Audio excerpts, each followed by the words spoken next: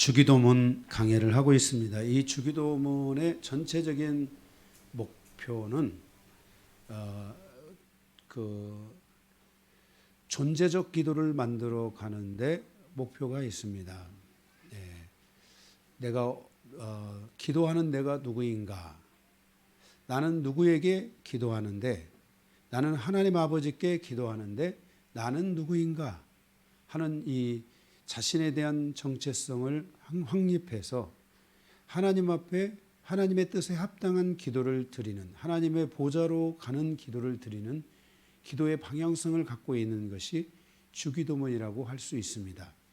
그래서 우리가 팔복은 나의 내면의 세계가 풀어지는 것에 집중되어 있다면은, 그리고 내 내면의 세계가 하나님의 나라를 완성해서 하나님께 나아가는 데 목표가 있다면은, 이 주기도문은 이제 나의 하나님 앞에 내 마음으로부터 나의 입을 열어 기도를 드리는데, 그 기도가 아버지 앞에 갈 수 있어야 되고, 아버지의 뜻을 이루어야 되고, 아버지로부터 응답을 받을 수 있는 기도를 가져야 된다.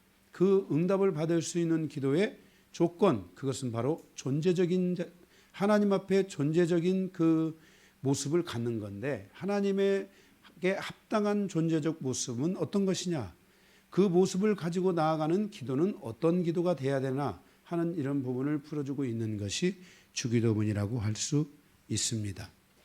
우리는 지난 시간에 첫 번째 시간의 말씀을 보았는데, 그 첫 번째 시간에 주님이 가르쳐 주신 영적 질서 가운데, 기도를 할 때 사람에게 보이기 위한 기도를 하면 안 된다. 이게 다 사람들 앞에서 하는 기도, 손을 들고 하는 기도, 자기가 거룩한 것처럼 막 하는 기도, 심지어 이 평상시 말할 때하고 기도할 때 언어가 다릅니다. 평상시 말을 이렇게 한다면은, 기도할 때는 거룩하시고 이렇게 막 그 음성 변조가 일어나서 막 기도하는 이런 기도들. 우리가 성경에 보면 그런 게 있잖아요. 바리새인의 기도와 그 세리의 기도에 대한 예들을 들어서 설명해 준 게 있잖아요. 그죠? 손을 들고 형식에 차서 기도를 하는 기도가 그것만이 아니라, 진정으로 중요한 기도는 우리의 내면으로부터 나오는 기도해야 되고, 하나님께 나아가는 기도가 될 수 있어야 된다는 것입니다. 그러기 위해서 우리는 이 사람에게 보이기 위한 기도를 하면 안 된다는 것입니다. 기도의 중심이 사람이 아니고 하나님이기 때문입니다. 기도는 하나님의 보좌를 향해서 드리는 것입니다. 그래서 우리의 기도가 하나님의 보좌 앞으로 가고 있는지를 항상 염두에 둬야 됩니다. 나의 기도가 하나님의 보좌 앞으로 가고 있는가? 요한계시록에는 이렇게 표현되어 있습니다. 성도들이 드리는 눈물의 기도를 천사들이 받아서 하나님의 보좌 앞에 금쟁반에 받아 하나님의 보좌 앞으로 가서 올려드린다라고 이렇게 나와 있습니다. 그래서 이렇게 하나님의 보좌를 향해서 나아가는 기도, 하나님 앞에 나아가는 기도해야 되기 때문에 성도의 기도에 대한 금기사항이 있습니다.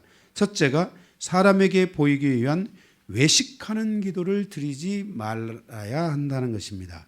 외식하는 기도를 하면 안 된다는 것입니다. 이 외식하는 기도는 보상을 받을 수 없습니다. 응답을 받을 수 없다는 것입니다. 마태복음에서 외식하는 기도를 독백기도다라고 원어적으로 표현하고 있습니다. 독백기도는 자기 혼자만의 기도입니다. 와서 교회 와가지고 그냥 혼자 하나님 어쩌고 뭐 내 자녀들 두고 내가 뭘 두고 이렇게 해서 인도해 주세요 하고 그냥 하나님 들으셨죠? 하고 이렇게 가는 독백기도입니다. 자기만의 기도. 혼잣말이죠. 우리가 이런 드라마나 연극에 보면 독백이 있잖아요. 자기 혼자말로 하고 상대는 의식하지 않은 채 듣는지 안 듣는지, 무엇을 말했는지 모르지 혼자말로 중얼거리고 가는 것을 독백이라고 하지 않습니까? 우리가 이렇게 하나님 앞에 자기 혼자만 기도하고 가는 독백기도는 주의해야 된다라고 말씀을 하고 있습니다. 이 독백기도에 자꾸 우리가 길들여지게 되면은 기도가 정말 하나님과 나와의 아버지와의 나와의 이 밀접한 관계 안에서 드리는 기도를 자꾸 잊어버리게 되고 자기만의 기도를 하고 가는데, 문제는 뭐냐면 이 독백 기도가 많아지기 시작하면 그 독백 기도를 통해서 하나님으로부터 보상을 받지 못하기 때문에 기도를 하면 뭐해, 이런 불신앙적인 요소들이 생길 수 있게 된다는 것입니다. 그리고 자기 안에 그런 불신앙적인 요소들이 자꾸 쌓이다 보면 기도에 대한 신뢰성, 아버지에 대한 신뢰성들이 많이 허물어지게 되고 기도하는 것에 대한 즐거움들이, 기쁨이 없어지게 된다는 것입니다. 그래서 우리는 차라리 그래서 성경은 말하기를 너는 골방으로 들어가라 라고 말씀했습니다. 그래서 이 골방 기도는 사람을 의식하지 않고 오직 하나님 아버지 앞에서 하나님만을 향해서 드리는 기도라고 할 수 있습니다. 골방에 딱 들어가면은 오직 하나님을 바라보지 않으면, 신앙인으로서 하나님을 부르지 않으면 안 됩니다. 그래서 하나님을 부르게 되고 하나님을 의지하게 되고 하나님의 이름에 대한 써먹써먹한 것들이 점점 골방에 들어가서 풀어지기 시작합니다. 왜냐하면 처음에는 아버지, 여기서 여러분들이 사람이 많은 있는 데서 여러분들이 보통 일반적인 사람들이 아버지 이렇게 기도하는 사람은 없습니다. 부끄러워서도 못합니다. 신앙이 오래된 사람들도 이거를 못하고 있는 분들 많습니다. 그런데 골방에 들어가면 달라집니다. 골방에 들어가면 아무도 없는 곳이기 때문에 하나님과 나와의 이 언어적 소통이 이루어지게 되고 내가 하나님을 향해서 이제 모든 써먹함을 버려버리고 아버지, 하나님, 아버지 이렇게 부를 수 있는 새로운 그 기도에 대한 여정이 열리게 된다는 것을 알 수 있습니다. 그래서 골방 기도는 사람을 의식하지 않게 되고 하나님 아버지 앞에 나아가서 하나님을 향해서 드리는 기도가 이루어지게 시작하는 것입니다. 그래서 우리는 골방 기도를 통해서 하나님 앞에서 기도하는 이 훈련을 해야 되고 하나님 앞에서 기도하는 그 습관을 가져야 됩니다. 그럴 때 대중들 앞에서 어디서든지 기도를 할 때 하나님 앞에서 기도하는 기도가 풀어질 수 있게 된다는 것입니다. 무조건 골방에만 들어가서 기도하는 것이 기도고 이렇게 기도하는 건 기도가 아니다라는 의미가 아니라 차라리 너희가 외식하는 기도, 독백 기도를 하려거든 차라리 너는 골방으로 들어가서 하나님의 이름을 부르고 하나님께 기도하는 기도에 대한 훈련과 습관을 가져라, 이렇게 말씀하고 있는 것입니다. 두 번째 기도의 금기사항은 이방인과 같이 중언부언하지 말라라고 말씀하고 있습니다. 중언부언이란 바토스라는 왕을 의미합니다. 이 바토스라는 왕이 말을 더듬고 그러한 과정을 통해서 신하들이 그 왕이 말을 할 때 이게 잘 안 들려집니다. 거북하고 이게 도대체 무슨 말을 한 거야? 오늘 무슨 말을 했어? 이렇게 하다 보니까 왕이 무슨 말을 하면 잘 못 알아듣게 되고 그 왕의 말이 귀에 들어오지 않고 마음에 들어오지 않으니까 이 신하됨의 입장에서는 굉장히 어려운 것입니다. 그것을 빗대어 중언부언이라고 했습니다. 그래서 우리가 기도를 드릴 때 이방인과 같이 중언부언하지 마라, 알아듣지 못하는 그런 기도를 하면 안 된다는 것입니다. 하나님의 영적 질서에서 벗어난 자기 주장과 자기 경험에 근거하여 많은 요청과 간청의 기도를 드리는데 하나님께서 보실 때 그 기도가 불편하고 또 거북하게 느껴져서는 안 된다는 것입니다.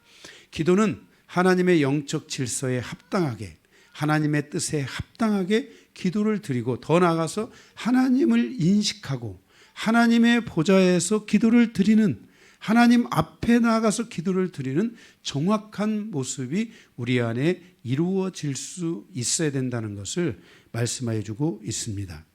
그래서 이런 기도에 대한 금기 사항과 함께 주님께서 기도를 가르쳐 주시기로 작정을 하시고 기도를 가르쳐 주셨는데 그게 바로 주기도문입니다.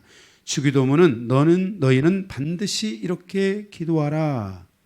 그러니까 이 주기도문이 여러분의 모든 기도에 봄이 돼야 되고 이 주기도문을 여러분에게 풀어짐으로 해서 여러분들이 하나님 아버지 앞에 나아가서 기도를 드리는 이 기도에 대한 질서들이 여러분 안에 잘 잡혀야 됩니다. 그래서 기도가 잘 어려우신 분들은 이 주기도문에 대해서 가르치는 것들을 여러분들이 집중하고 거기에 핵심 포인트들을 딱딱 잡아가지고 여러분들이 기도를 드려야 됩니다. 지난 시간에 여러분에게 주기도문을 통해서 첫 번째 가르쳐 주신 말씀은 뭐냐면 아버지에 대한 확신입니다. 우리가 예수 그리스도를 내 마음에 영접을 하면 우리는 하나님의 자녀가 예수 그리스도를 영접하는 자는 자에게는 하나님의 자녀가 되는 권세를 주신다고 요한복음 1장 12절에 말씀하고 있습니다. 그래서 우리가 예수 그리스도를 내 마음에 영접하면 우리는 하나님의 자녀가 됩니다. 예수 그리스도를 영접한다는 것은 지난 금요철입니까? 언제입니까? 예수의 생명이 내 안에 들어온 것입니다. 예수의 생명이 내 안에 들어왔다는 것은 생명이란 조회라는 생명은 원래 아버지의 것인데 아버지의 생명이 예수 안에 있고 예수를 영접한 사람은 예수의 생명이 그 안에 있으므로 예수가 있는 사람은 생명이 있는 것입니다. 그래서 하나님의 자녀가 되는 것입니다. 하나님의 자녀가 됐기 때문에 우리는 하나님 아버지에 대한 확신을 거기서 하나님 아버지를 만나야 되고 하나님 아버지의 보좌 앞에 가야 되고 하나님 아버지에 대한 확신을 반드시 가져야만 한다는 것입니다. 만약에 여러분들이 육신의 아버지에 대한 상처로 인하여 아버지를 부르기가 거북하고 아버지 앞에 나아가는 게 힘들고 아버지의 그 결핍으로 인하여서 인생의 계속된 결핍과 낙심과 절망과 실패를 맛보았던 분들은 반드시 하나님 아버지를 새롭게 만남으로 그 아버지에 대한 결핍을 치유받을 수 있어야만 한다는 것입니다. 하나님 아버지는 누구이십니까? 그분은 생명의 근원이며 믿음의 근원이십니다. 그렇기 때문에 여러분들 안에 지난주 말씀에 그 얘기했죠. 여러분 안에 생명이 들어오고 믿음이 들어왔다면 여러분들은 그 생명과 믿음을 통해서 하나님 아버지에 대한 아버지라고 부를 수 있는 확신을 가져야 되고 그 하나님 아버지를 여러분들이 믿음으로 붙잡을 수 있어야만 한다는 것입니다. 이 아버지를 붙잡게 될 때 이제 하나님 아버지를 통해서 내 안에 새로운 아버지상을 찾을 수 있어야 되고 새로운 아버지상을 가질 수 있어야 됩니다. 그래서 우리 인생사 믿는 사람이든 믿지 않는 사람이든 모든 이 땅에 살아가는 사람들은 반드시 아버지에 대한 마음의 결핍이 있으면 성공할 수 없습니다. 아버지에 대한 결핍이 있으면 안 됩니다.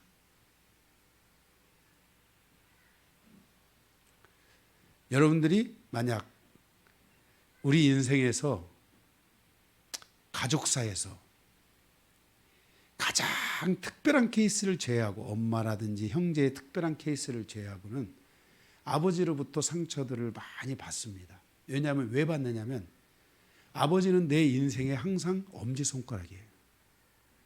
그런데 그 엄지손가락이라고 세운 그 리더십에 대한 결핍이 올 때, 문제가 생길 때 우리는 그 아버지에 대해서 사랑의 크기만큼 미움의 크기가 커지기 시작하고 상처가 생기게 돼요. 그래서 그 아버지로부터 오는 결핍에 대한 누수 현상이 우리 인생사의 여정에 오게 돼요. 그래서 엮이는 가운데 가장 다루기 힘들고 어렵고 잘 해결이 못 보는 것이 아버지에 대한 묶임이에요. 만약에 이러한 묶임의 상태를 가지고 있다면 우리의 기도는 아버지 앞에 갈 수가 없어요. 그래서 반드시 이 아버지에 대한 부분을 치유해야 되고 이 아버지에 대한 아픔과 상처와 그 결핍에 대한 것들을 치유해야 돼요. 그래서 아버지가 우리의 마음에 모든 인간은 마음에 아버지에 대한 부재가 있어서는 안 돼요. 아버지에 대한 부재는 남편에 대한 부재로 이어지게 되고 남편에 대한 부재는 더 나아가서 위에 있는 직장으로 가면 상사에 대한 부재로 이어지게 되고 인생사의 여정에 리더십에 대한 부재로 이어질 수 있다는 것을 알아야 돼요. 반대로 아버지 이 엄지손가락이 반드시 세워지게 될 때 일터로 가든 삶의 모든 인생사의 여정을 가든 그 엄지손가락이 존재하기 때문에 그 리더십이 살아나게 되고 상사에 대한 순종이나 상사에 대한 관계성들의 혼란을 겪지 않게 된다는 거예요. 더 나아가서 가정사에서는 이 아버지의 결핍을 가진 남편이나 아버지의 결핍을 가진 아내나 그 두 사람의 그 결핍이 이 아버지의 부재 현상을 해결하지 않는다면 반드시 그 자녀들은 그 아버지에 대한 그 리더십에 대한 부재를 갖게 된다는 것을 기억해야 돼요. 그러면 리더가 될 수 없어요. 우리가 살아가는 이 세상의 모든 내가 무엇을 하든지 그 일에서 가장 중요한 것 중에 하나는 리더십이에요. 리더십이 있어야 돼요. 학교에서든 뭐 어디든지 이 리더십은 생명이에요. 만약에 우리가 살아가는 삶의 현장에 리더십이 죽어 있다고 생각해 보세요. 일터에 리더십이 죽어 있다고 생각해 보세요. 우리 일터는 갈 길을 잃은 거예요. 그래서 이 리더십은 굉장히 중요한데 특별히 이 리더십의 아버지에 대한 부재를 통해 리더십의 부재를 갖게 되면은 빨로 자기를 따르는 자들이 없게 돼요. 따르는 자들이 없게 돼요. 나를 따르라 그러면 너나 따르라.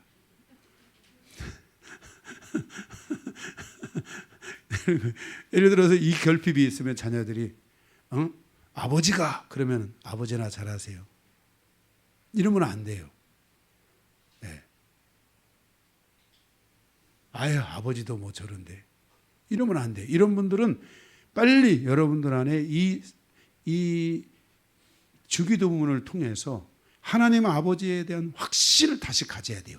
새로운 아버지상을 가져야 돼요. 자, 여러분들은 어쨌든 아버지와 관계없이 예수 그리스도를 믿음으로 말미암아 마음에 영접하면 여러분은 하나님의 자녀가 돼요. 자녀가 되는 데까지는 잘하는데 그 다음에 아버지를 확증하고 아버지에 대한 관계성을 갖는 것에는 저조하다 이 말이에요. 내가 자녀이면 분명히 나에 대한 누가 있어야 돼요? 아버지가 있어야 돼요. 그래서 여러분들이 그 하나님 아버지와의 온전한 관계성을 여러분들이 가지셔야 돼요. 그러면 여러분들이 그랬어요. 그러면 아버지가 있으면 어머니도 있어야 되느냐? 성경은 갈라디아서에 교회를 어머니라 부르고 있어요.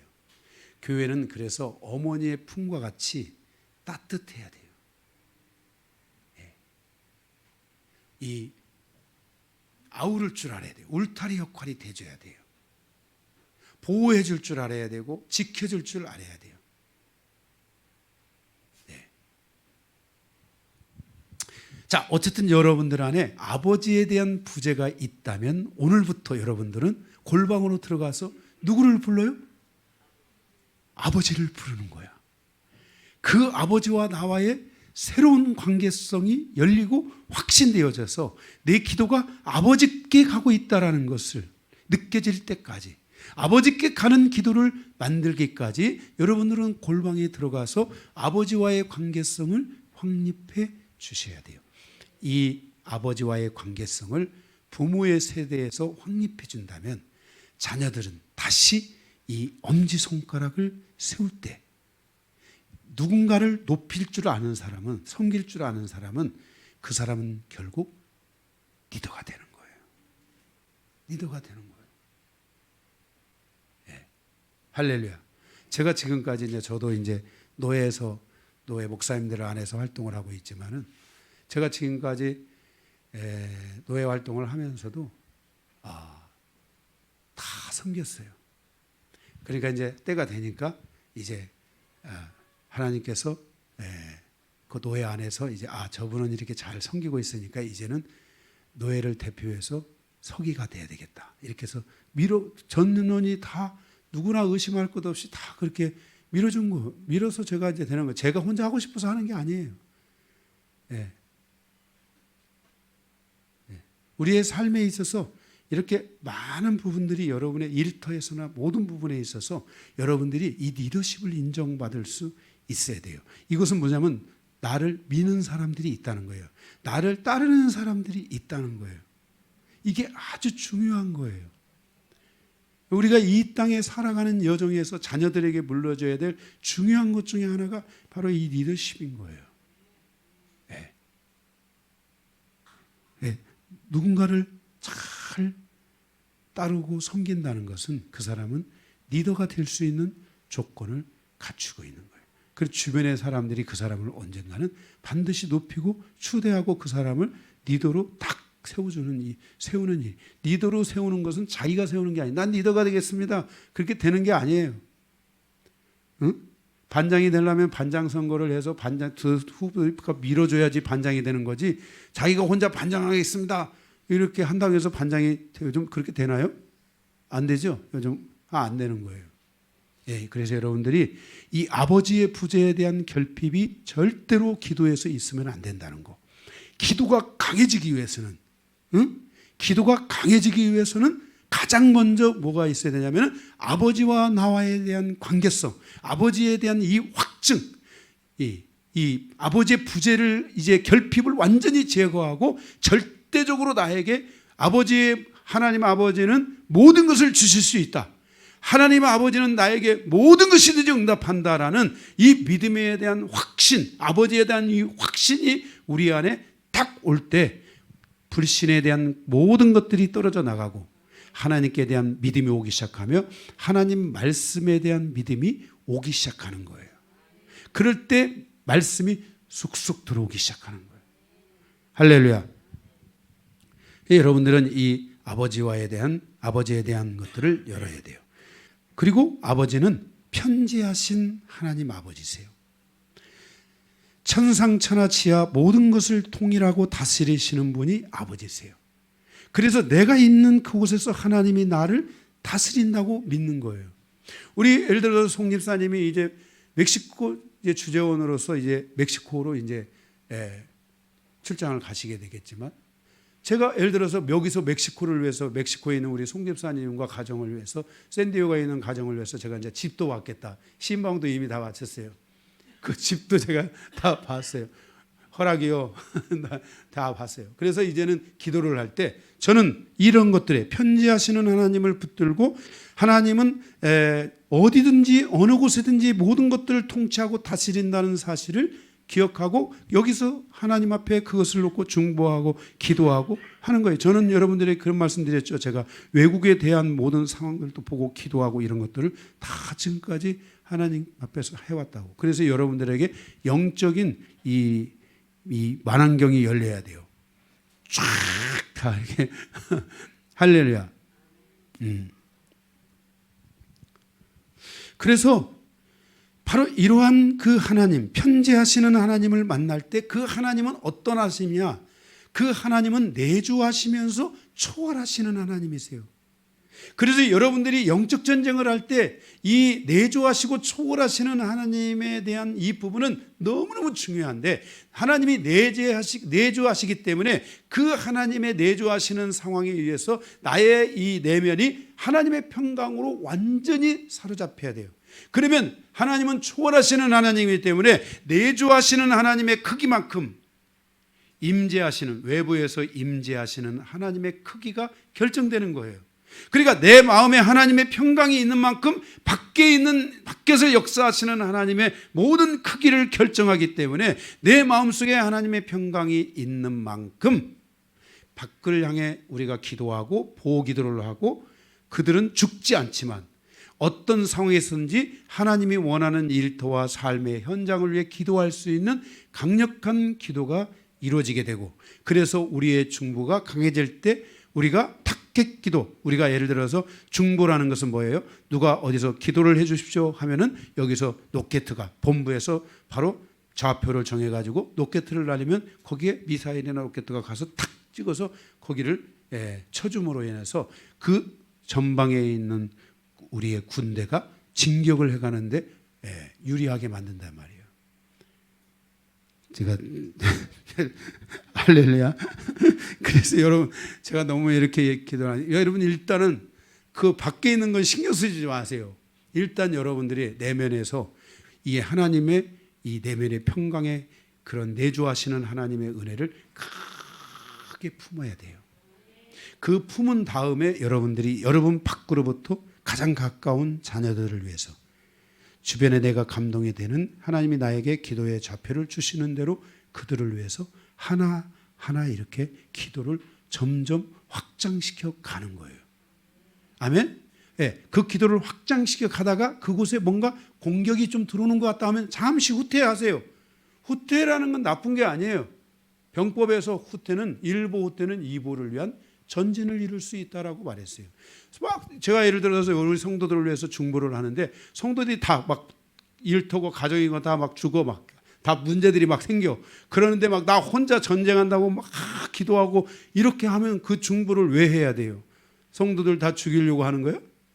그러면 안 돼요. 성도들의 삶에 어떤 것들이 부딪힘이 있다, 뭐가 있다 그러면은 거기서 잠시 뒤로 와서 다시 점검을 하고 하나님 앞에서 다시 기도를 하고 그 준비 작업을 성도들을 위해서 각자가 중보할 수 있는 기도의 준비들이 필요해요. 여러분들이 서로 기도하겠습니다, 기도하겠습니다, 기도하겠습니다 하고 기도들을 할 때 그런 부분들을 여러분들이 꼭 기억하고, 아멘?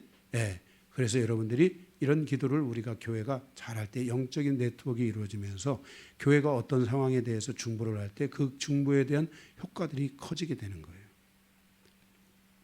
제가 이렇게 다 얘기를 했으니까 여러분들이 잘 하실 줄로 믿고, 할렐루야. 네.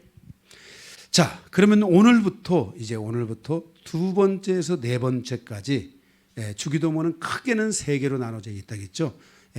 오늘은 2번부터 4번까지는 하나님의 일에 대한 기도예요.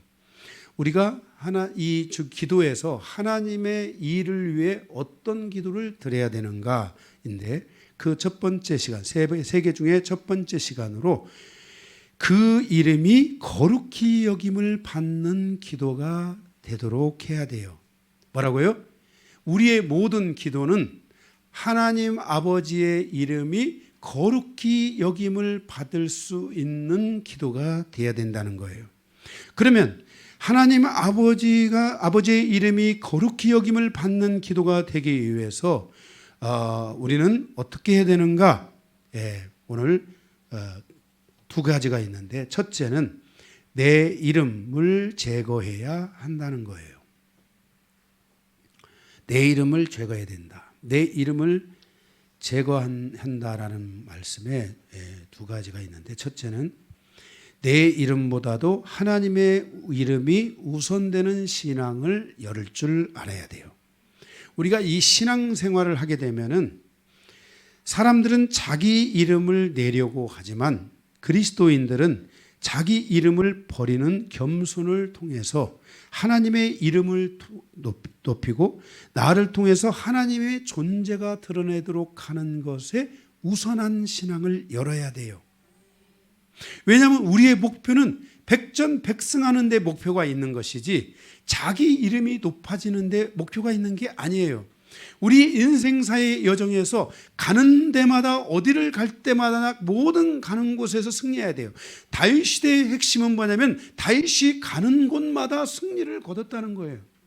그러면 어떻게 다윗이 가는 곳마다 승리를 거뒀는가? 다윗은 어떻게 했기 때문에 가는 곳마다 그 승리를 가져올 수 있었는가가 성경에서, 시편에서 우리가 풀어야 될, 그리고 열왕기 사무엘 상하와 열왕기 상하에서 풀어야 될 중요한 숙제 중에 하나란 말이에요.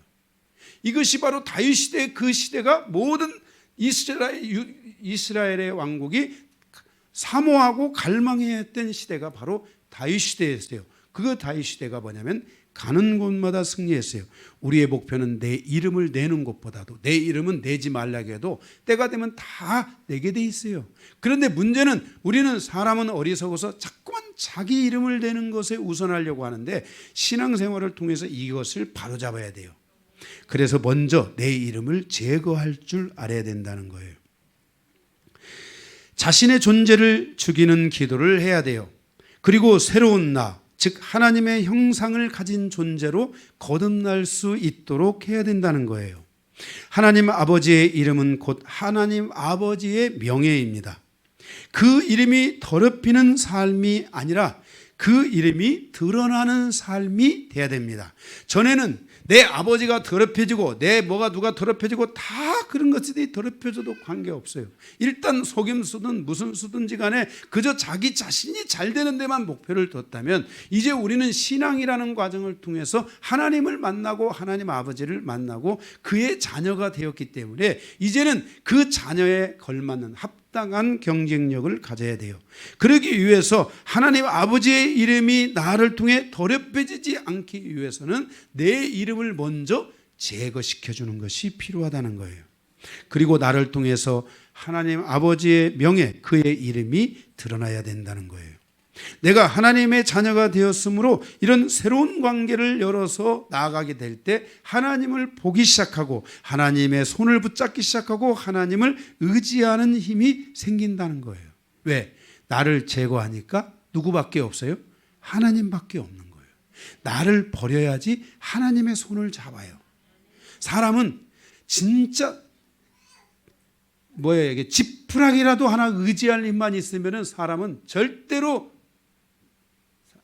사람은 여러 가지가 있어요. 자존심이 강하다든지, 개성이 강하다든지, 사람은 자기의 어떤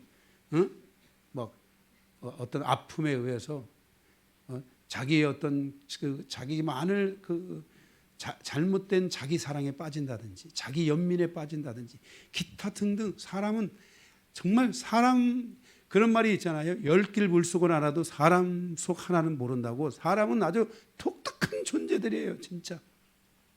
네. 그런데 그러한 그 존재성을 가진 사람들이 자기 자신의 그 안에 있는 자기를 제거하지 않으면은 그 자기의 존재성 안에 있는 그 결핍 때문에 계속 신앙생활을 하면서 하나님의 이름이 더럽혀지게 되고 하나님의 이름이 신성모독에 사로잡히는데, 핵심은 사람이 우리를 공격하는 것보다 더 무서운 것은 사단이가 사람을 통해, 세상을 통해 우리를 공격하는 거예요. 그 목적은 뭐냐면은 사단이는 누구를, 하나님을 향하여 신성모독하는 것이 목적이라고 요한계시록에 나와 있어요. 하나님 보시오. 저 사람 보시오. 당신이 그러고도 하나님입니까? 그러면 하나님은 자기 자녀가 갖고 있는 현재적인 모습 때문에 말도 그렇다고 내가 그놈 이미 버렸어. 하나님이 이렇게 못 하시거든요. 나는 이미 관계 끊었어. 하나님이 이렇게 못 하시거든요. 그러면 그 모든 책임이 하나님 앞에 사단이가 참소를 할 때, 사단이가 하나님 앞에 가서 이야기를 할 때, 욥기서에 보면 하나님 사단이가 욥을 찾아와서 하나님 보십시오. 욥이 물질이 많아서 그럽니다. 그러니까 한번 저걸 다 뺏어 보십시오. 그러니까 하나님께서 그러면 욥의 생명만 뺏지 말고 네가 한번 욥의 것을 다 취해보라 얘기하잖아요. 이렇게 사단이는 항상 하나님 앞에 가서 이렇게 우리를 향하여 대놓고 참소한단 말이에요. 그럴 때 하나님은 그 이름이, 그 영혼으로 인해서 이름이 더럽혀질 수 있어요. 그러니까 하나님의 그런 내 자신이 하나님의 보좌 앞에 나가고 하나님 앞에 나가 온전한 기도를 드리는 것에 대한 항상 기도를 드리면서도 결핍이 있는 거예요. 내가 이렇게 사는데 하나님 앞에 기도하면 기도가 될까? 내가 이렇게 하는데 하나님 앞에 기도하면 뭐 할까? 기도 차라리 하지 말아야지. 이런 등등 기도에 대한 항상 결핍을 담대함이 없이 너희는 그의 은혜의 보좌 앞에 담대히 나갈지라 이렇게 말했는데도 그 결핍의 상황을 항상 가지고 있기 때문에 우리 기도의 결핍은 결국 내가 육신으로부터 가졌던 결핍의 연장선상에서 교회에 왔는데도 여전히 그 결핍을 가지고 있는 거야. 우리가 하나님을 믿는 사람들은 하나님을 믿는 것에 대한 우리 안에 정말 그 새로운 존재, 새로운 그 자기의 그 하나님과의 나와의 새로운 그 관계성에 대한 부분들을 반드시 정립하는 시간들이 있어야만 되는 것이에요. 그래서 자기 이름을 제거하고 죽여야 돼요. 그럴 때 마귀의 신성모독, 이 참소가 사라지기 시작할 때 사라져야 되고, 이제는 분명하게 하나님의 마귀의 참소가 사라지기 시작할 때, 여러분 그런 게 있잖아요. 꼭 내가 공부 좀 하려면 옆에 있는 꼭 참소하는 자가 하나 와서, 야, 너 오늘 왜 그래? 산통 다 깨고 가는 사람들이 있어야죠. 이런 것처럼요, 내가 뭐 좀 하려면 사단이가 와서 내 귀에다 두고, 야, 너 뭐해? 너 그 기도 너 들을 수 있을 것 같아, 하나님이? 야, 너 어디 꽝 쳤잖아. 사단의 이 노이즈들이 즉각적으로 탁 들어와서 벌써 나와 하나님과의 관계를 완전히 탁 갈라지게 만들고, 기도에 대한 확신과 하나님 아버지에 대한 내 믿음에 대한 확신들을 탁 제거시키는 이런 것들을 사단이가 합법적으로 하게 되는 거예요. 그래서 결국은 사단이는 내 안에 계신 하나님의 이름을 스스로는 못 밟습니다. 사단이는 하나님의 이름을 스스로 밟을 수 없습니다. 그런데 세상에 있는 사람들을 통해 하나님의 이름을 밟도록 하는 이 신성모독의 죄를 사단이가 퍼뜨리는 거예요. 요한계시록에 나오는 얘기예요. 이게 마지막 때에 그런 일들을 사단이가 하고 다니는 거예요.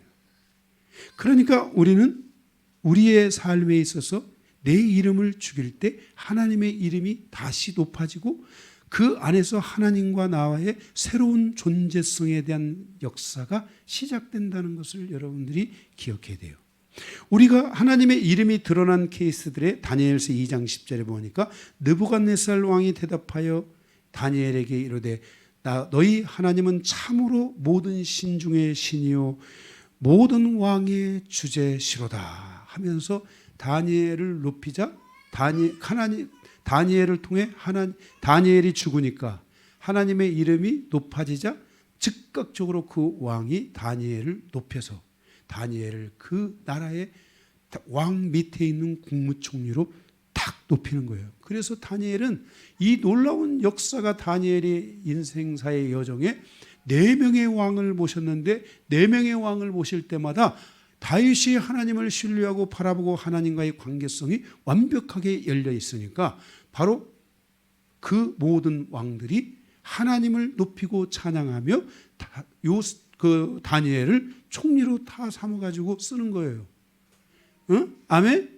예, 이 질서가 와야 돼요. 여러분 스스로는 여러분이 높아지지 않을지 모르지만 하나님이 여러분을 높이시면 여러분이 높아지는 거예요. 그래서 내 과거사의 인생 속에 설켜 있는, 내 이름에 설켜 있는 그 조직, 내 이름에 설켜 있는 그 깡패, 내 이름에 설켜 있는 그 여러 가지 오염되어 있는 나의 그 오염된 내 자신을 이 기도를 통해서 다 죽이고 제거하는 시간을 가져줘야 돼요.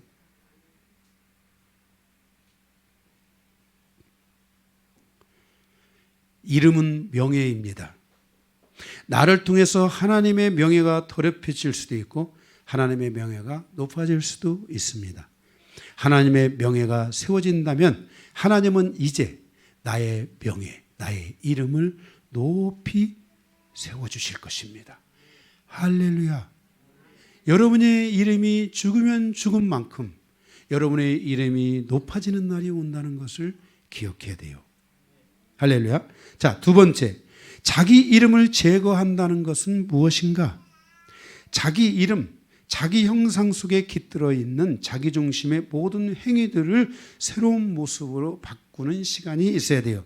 자기 생각, 자기 경험, 자기 지식, 이런 것들에 얽혀 있는 세상과 사단으로부터 오염되어져 있는 자기 이름에 깃들어 있는 그 오염된 것들을 죽여야 돼요. 깡패가 이제 가서 새 사람을 살기 위해서 이름도 다 고치고 새로운 주민등록증 내가지고 새롭게 딱 시작을 해야 돼요. 자기가 완전히 죽어야지 새로운 탄생이 이루어지는 거예요. 세상에 살던 우리가 하나님께로 나와 믿음을 갖게 된다면 우리 자신의 삶과 행위를 말씀의 권위 아래 내려놓을 줄 알아야 되고, 그리고 하나님의 말씀에 합당한 질서를 가지고 살아가겠다는 믿음의 결단이 이루어져야 돼요. 그 믿음의 결단을 위한 기도가 있어야 돼요. 기도 와서 하나님 아버지를 부르고, 그리고 하나님 아버지, 이제는 강요한이 안에 있었던 모든 생각과 경험과 내가 살았던 모든 것들을 다 박살냅니다. 다 제거합니다. 더 이상의 강요한이는 없습니다. 강요한이의 이름에 얽혀 있었던 수없이 많은 죄들, 그 아픔들, 남에게 줬던 고통들, 하나님 나의 이름, 이것들을 대는 순간 많은 사단의 역사가 하나님이여 하나님의 이름을 이제는 더럽힐 텐데 내가 그것을 허용할 수 없습니다. 그러므로 차라리 내가 죽겠습니다. 하나님, 나는 당신밖에 없습니다.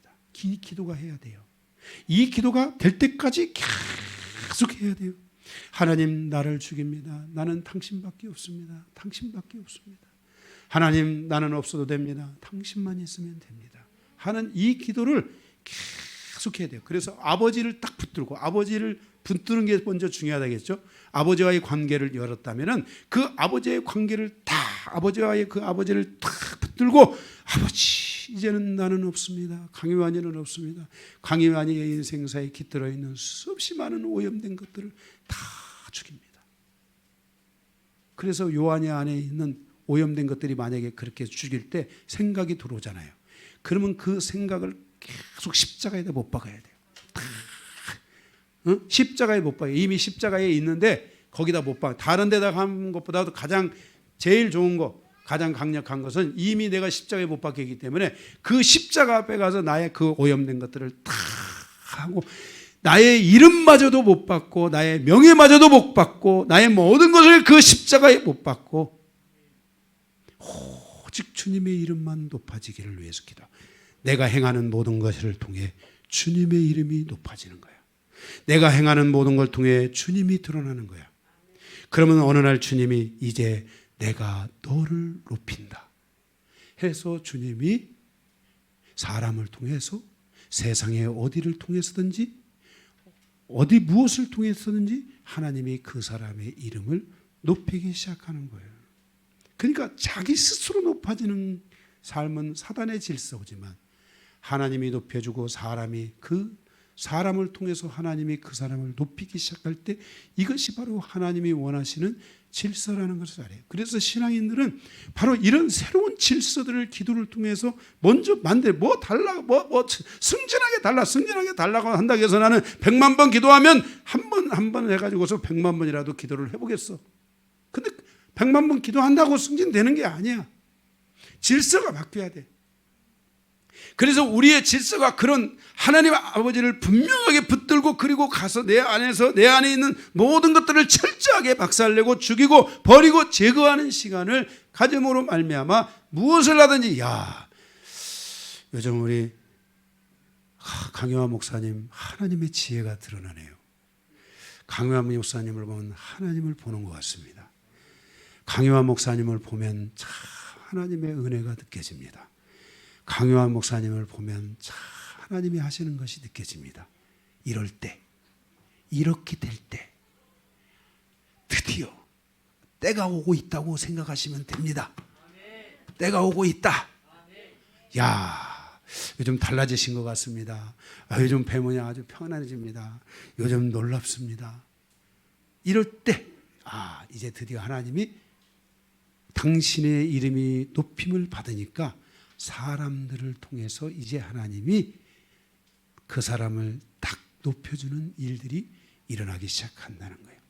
이게 탁 될 때, 하나님의 은혜가 이번에 새로운 역사가 보여집니다. 이번에 새로운 하나님의 은혜가 보여집니다. 하는, 그게 이게 탁 떠서 올라오는 것들이 있어야지 제가 여러분들에게 떴네요 이렇게 말이라도 한마디 하고 싶지, 뜨지도 않았는데 내가 그냥 다니면서 떴네요 이렇게 하고 다닐 수 없잖아. 응? 이게 뭔가 이게 탁 뜨는 시간들이 있어야 돼. 그래서 여러분들이 한번 하나님이 믿음을 주시고 방향성을 주시고 목표를 주시면은 그걸 놓으면 안 돼. 제가 무슨 개 얘기를 들었잖아. 그 개만 생각하지 말고, 이 말은 무슨 말이냐면은 무엇이든지 하나님이 딱 주시면 그걸 잡고 계속 기도하라는 거야. 응? 믿음으로. 이러한 과정에서 자기 이름 가운데 깃들어 있는 세상과 사단의 방식들이 충만해져 있었는데 그것들이 점점 박살나기 시작하고 허물어지기 시작하고, 이 부분을 박살냄으로 인해서 드디어 말씀이 부상하고 하나님이 부상하고 지혜가 부상하고 내 안에서 새로운, 내가 그 안에 그동안 내 안에 없었던 새로운 질서들이, 좋은 영적 질서들이 부상하기 시작하고 드러나기 시작하면서 어떤 좋은 일들이 일어나고 자꾸만 뭔가 좋은 회복들이라고 좋은 역사들이 일어나기 시작하면서 때가 되니까 하나님께서 드디어, 하나님이 나를 높이는데 하나님은 사람을 통해서 높이고 세상을 통해서 높이고 주변에 있는 모든 그런 사람들을 통해서 나를 높이는 일들이 하나님이 일어나게 하신다는 거예요. 한번 하나님이 높으시면 잘 떨어지지 않아요. 내가 높아지면 떨어지는 위험성이 있어요. 그런데 하나님이 한번 높이면 잘 떨어지지 않는다는 것을 알아야 돼요. 그래서 여러분들이 이러한 기도를 드리셔야 된다 이 말이에요. 할렐루야. 하나님의 아들들은 이러한 영적 질서를 인식할 줄 알아야 합니다. 우리가 이러한 지식이 없이 신앙생활을 하기 때문에 교회 밖에 있는 나의 모습이나 교회 안에 있는 나의 모습이 똑같이 느껴지는 것입니다. 때가 오래되었으므로 마땅히 성생이 되어야 된다고 성경은 말씀합니다. 그런데 너희가 아직도 영적인 초보에 머물러 있다라고 주님은 책망하십니다. 우리의 삶에 있어서 우리는 이제 영적인 초보에서 벗어나 영적인 선생으로 가야 됩니다. 이것은 우리가 성경을 얼마나 많이 지식적으로 알고 외우고 있느냐를 평가하는 것이 아니라 그가 가지고 있는 존재성이 얼마만큼 드러나느냐 하는 것을 말씀하고 있는 것입니다. 그래서 사단은 그래 적당히 살아라라는 참소를 우리를 향해서 할 수 있다는 것을 기억하고, 야 초보로 살아야 돼. 초보. 적당히 해. 적당히. 그럴 때 가서 여러분들이 기도할 때 마귀 새끼 그냥 맞박을 그냥 팍 때리시기 바랍니다. 이 마귀 새끼가 나를 적당히 하라고. 신앙생활은 적당히 하는 게 아닙니다. 분명하게 해야 됩니다. 온전하게 해야 됩니다. 이것은 교회에서 매일 나와서 교회에서 생활하라 이게 아닙니다. 올바른 신앙생활, 정상적인 신앙생활, 온전한 신앙생활, 성숙한 신앙생활을 여러분들이 할 줄 알아야 된다는 것입니다. 영적인 성숙함 속에서 드리는 기도와 영적인 초보의 과정에서 드리는 기도는 분명하게 다른 것입니다. 하나님의 아들들은 단순히 천국을 가는 목표를 향해서 존재하는 자가 아닙니다. 그의 이름을 가진 자, 아버지의 명예를 가진 자들은 아버지와 함께 영화로운 삶을 꿈꿔야 되고, 아버지의 이름으로 만민을 다스리는 통치권이 임하기를 기도해야 되고, 아버지의 뜻을 성취하는 삶이 이루어지기를 소망해야 되고, 아버지의 말씀을 다른 사람들에게 공급하며 아버지의 말씀을 지키는 삶, 아버지의 말씀이 성취되는 삶으로 나갈 수 있도록 해야만 하는 것입니다. 이런 삶으로 우리의 신앙이 나가기 위해서 여러분들은 오늘 자기를 제거하고 새로운 나, 하나님이 나를 세워주시는 나, 정말 나를 축복하시는 나를 하나님께서 높여주시는 그런 새로운 존재를 드러낼 수 있는 기도 가운데 반드시 나가라고 주님이 주기도문에서 너는 반드시 이것을 위해 기도하라, 너는 반드시 이렇게 기도하라고 우리에게 말씀해주고 있습니다. 마지막 두 번째, 나를 통해서 아버지의 이름이 거룩히 드러나야 하는 것입니다. 아버지의 이름이 드러나야 되는데 어떻게 드러나야 되냐? 거룩히 드러나야 됩니다. 이것은 어떤 존재로 살아야 되는가? 기도에서 자기 존재를 만들어가는 것은 매우 중요한 것입니다. 하나님 아버지의 이름을 거룩히 드러내는 존재가 되어야 되는 것을 말합니다. 그러기 위해서 우리는 첫째, 아버지의 소유로 살아야 됩니다. 우리가 이 하나님 앞에 나아가 우리가 예배를 드린다라는 뜻은 하나님 아버지 앞에 나를 산 제사로 드린다라는 바로 이 하기야조라는 말에서 언어는 비롯되어 있는 것입니다. 나를 하나님 앞에 이제 이 감사의 제물로 드린다, 이런 뜻과 같은 것입니다. 그러니까 우리가 하나님 앞에다가 예배를 한다는 것 자체는 나를 하나님 앞에 드리겠습니다. 그래서 우리가 헌금을 드리러 교회에 오는 것이 아니라 내 자신을 드리러 와야 하는 것입니다. 그래서 예물을 드리기 전에 먼저 우리 자신을 하나님께 드려야 되는 것이지, 교회에 와서 헌금하고 시간 남아서 시간 때우기 위해서 안 오면 목사님이 전화할 줄 모르니까 이런 것 때문에 교회에 와서는 안 됩니다. 교회는, 신앙생활은 정말 여러분들이 하나님의 품을, 어머니의 품을 만들 줄 알아요. 어머니의 품, 그러니까 우리 목사님이 어머니의 품이 돼서 우리 교회를 다 품어주시겠지. 그게 아니라 여러분이 어머니의 품이 돼야 됩니다. 자식을 품는 어머니의 마음처럼 여러분들이 어머니의 품이 돼서 성도들을 품고 가는 그런 교회가 되셔야만 하는 것입니다. 자, 옆에 있는 분들을 향해서 인사 한번 합시다. 내가 당신을 품어주겠습니다. 안아주겠습니다. 응? 우리가 서로가 서로를 향해서 이렇게 안아주고 품어주는 이 따뜻함이 우리들 안에 있어야 돼요.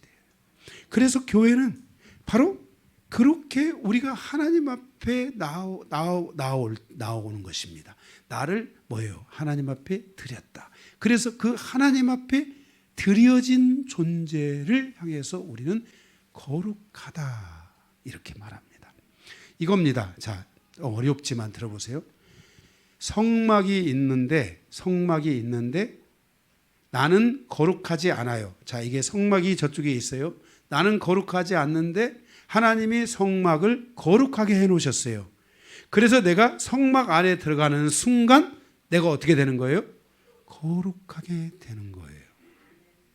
여러분들이 오늘 이 예배를 드린다는 개념은 뭐냐면은, 여러분들이 하나님 앞에 여러분을 드렸기 때문에 예배를 향해서 왔다, 예배를 드린다라는 것은 하나님 앞에 내가 거룩한 존재다라는 것을 의미하는 거예요.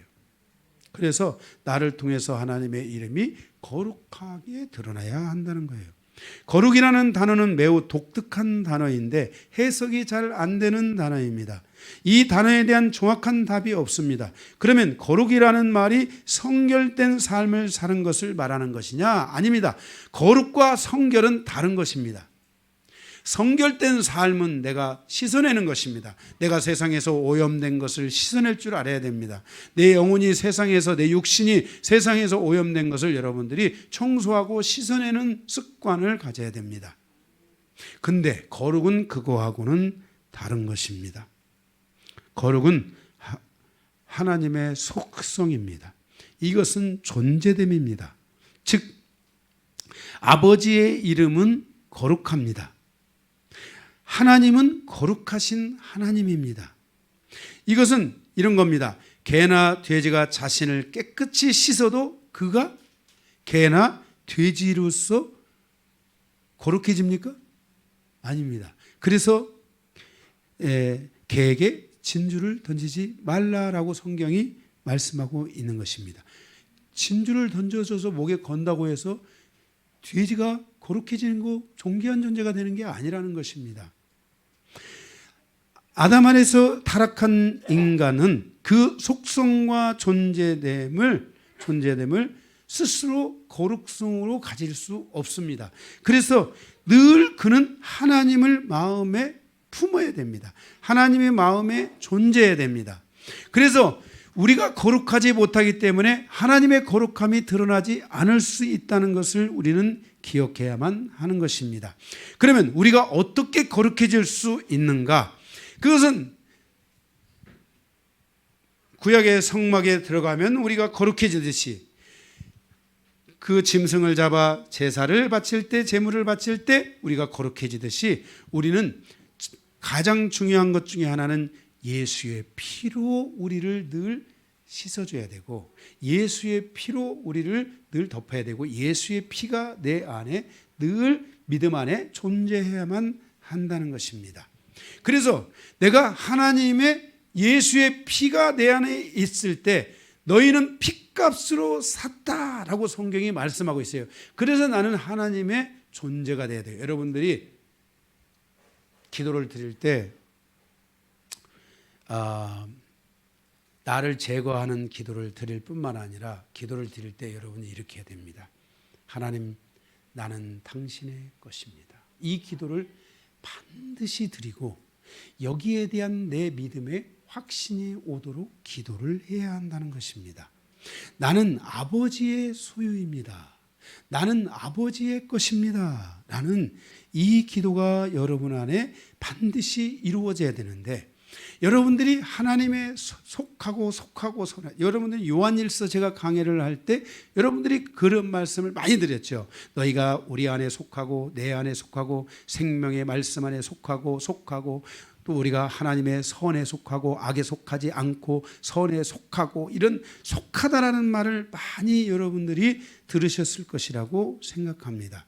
아멘. 여러분이 그 안에 이 속한다는 것이 여러분 안에 매우 중요하다는 것을 아셔야 됩니다. 그래서 여러분들이 이제 예수님의 피로써 정결함을 얻은 사람들은, 구원을 얻은 사람들은 이제 나는 하나님의 것이다, 나는 하나님께 속했다, 늘 이 하나님께 속한 존재로서의 존재성을 위한 기도를 해야 합니다. 나는 하나님의 것입니다. 나는 하나님께 속했습니다.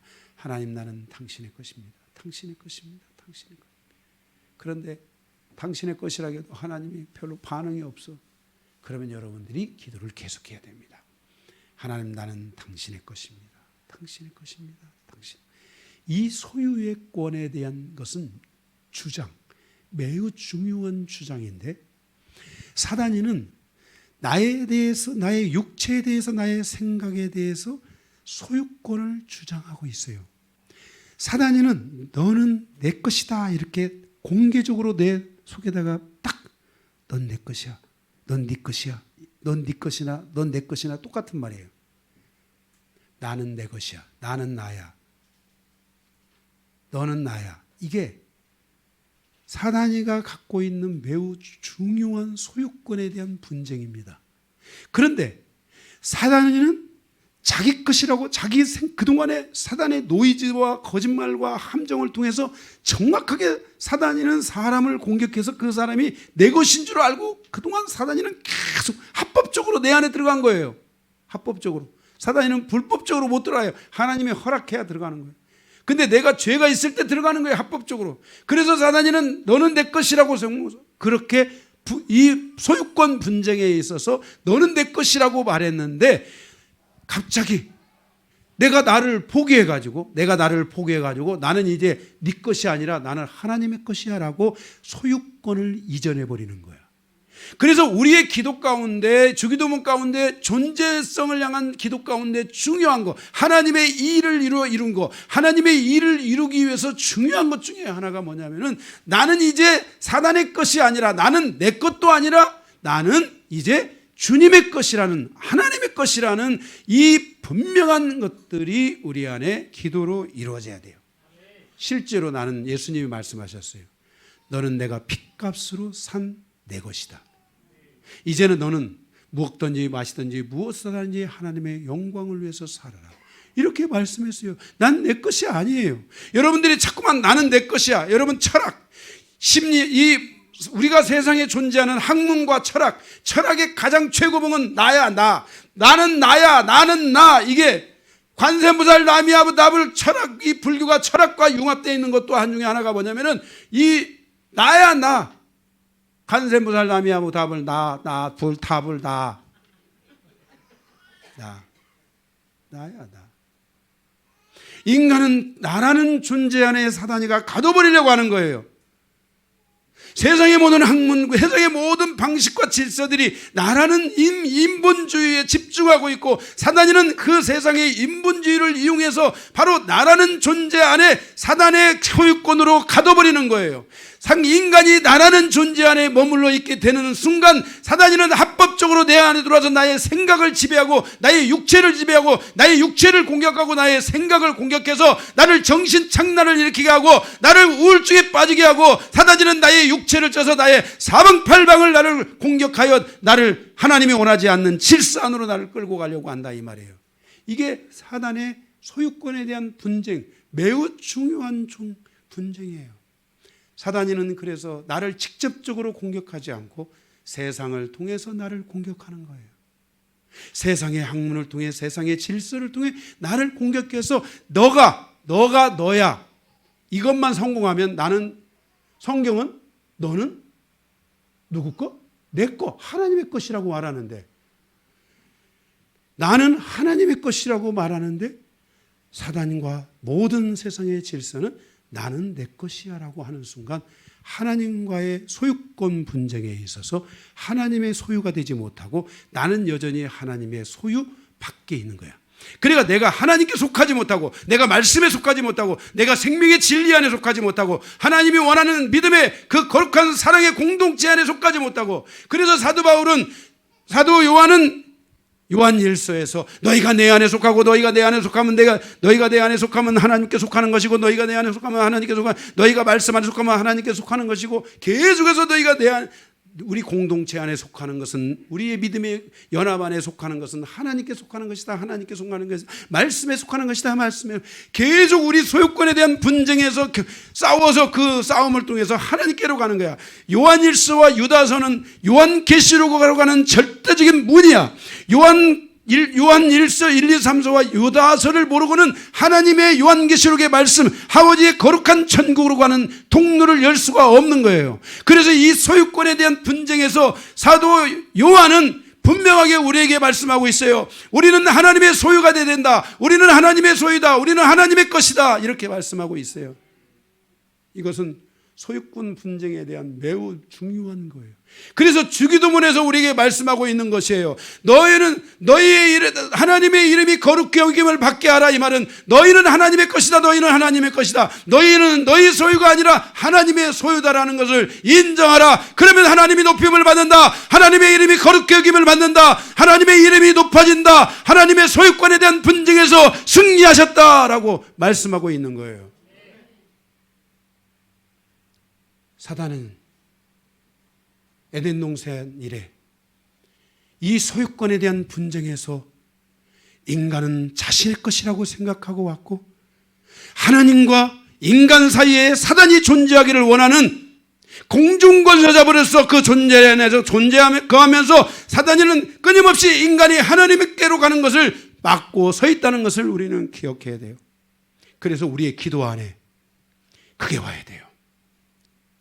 아버지를 붙들고 나를 제거하며 나는 이제 하나님의 것입니다. 나는 이제 하나님의 것입니다.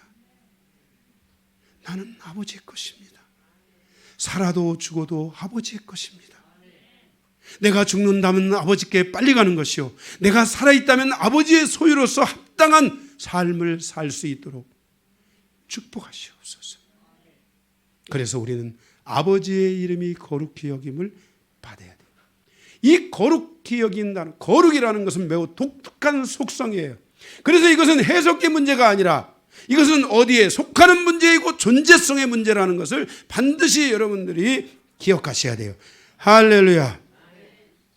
내가 하나님께 속할 때 하나님은 기뻐하시고 영광을 받으시고, 사단에 속한 모든 질서들, 사단의 그 소유권 분쟁에서 있었던 모든 것들을 이제는 제거하시며 갇혔던 것에서 회복을 열어주시고, 우리 안에 삶에 묶였던 것들을 풀어서 자유케 하시고, 이제 내 안에 우울하고 괴로웠던 것에서 다시 새로운 축복의 화관을 내 안에 씌워주심으로 나를 하여금 축복의 길로 나아갈 수 있는 하나님의 자녀됨에 대한 은총을 자녀들에게 베푸는 그 은총을 하나님이 열어주시는 기도, 바로 그 열어가는 기도가 바로 우리의 기도해야 된다는 것을 말씀하고 있는 거예요.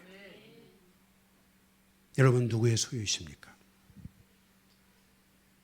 하나님의 소유가 된 사람은 선으로 악을 이깁니다. 선은 하나님입니다. 악을 선으로 바꿉니다. 선에 속하고 악에 속하지 않습니다. 사랑하는 성도 여러분, 여러분의 소유가 하나님의 것이라는 이 소유권에 대한 분쟁에서 더 이상 휘말리지 마시고, 여러분이 주기도문을 통해 이제는 나는 아버지 것입니다. 나를 피로 값주고 사신 것을 감사하나이다. 나는 당신의 것입니다. 라고 옮겨드림으로 하나님 편에서의 시작되는 나, 사단의 소유권 분쟁에서 사단의 그 항상 노림수와 공격 속에 있는 내가 아니라 하나님의 거룩하신 존재성 안에서 새롭게 일어나는 강요한, 새롭게 일어나는 내가 되는 그 놀라운 은혜가 있어져야 됩니다. 이것이 바로 우리의 신앙생활입니다. 그래서 우리는 이러한 성도들은 계속 말씀을, 요한복음 17장 17절에 뭐라 했습니까?